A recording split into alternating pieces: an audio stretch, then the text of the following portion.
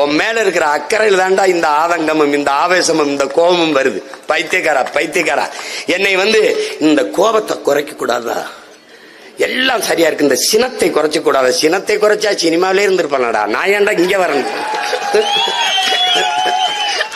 அவன் என் தம்பி, நான் என்னுடைய உச்சத்தை விட்டு நான் அவ்வளவு வருமானத்தை விட்டு வானுவ வீட்டு வாசல எவன்டா நின்னா? உன் வாட்ச்மேன் கூட நிக்கலையடா. ஏண்டா இந்த மாதிரி போய் தலையிற? சேவை செய்ய வந்தா சேவை செய்.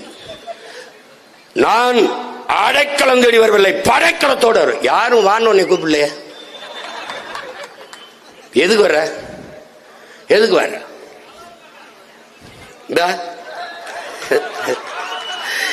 என்னுடைய அன்பு சகோதரன் அஜித்தும் ஐயா ரஜினிகாந்த் அவரும் தங்களுடைய புகழை வியாபாரம் செய்ய விரும்பவில்லை.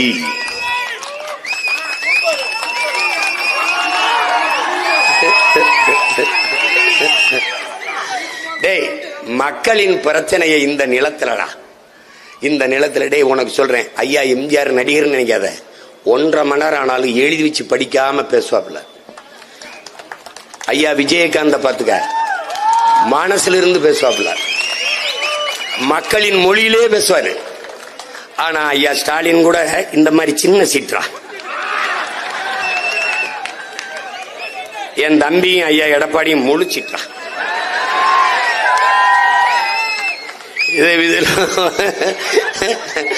பார்த்து எழுதுற மாணவன், படிச்சு எழுதுற மாணவன், எந்த மாணவன் நல்ல மாணவன் நீங்க தான் முடிவு எடுக்கணும்.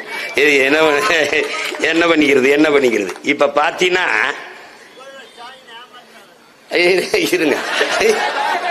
இருங்க வாரு, இவங்கெல்லாம் மழையில பேச முடியாது, காகிதம் நனைஞ்சிரும். அது எந்த ஊர் பேரு?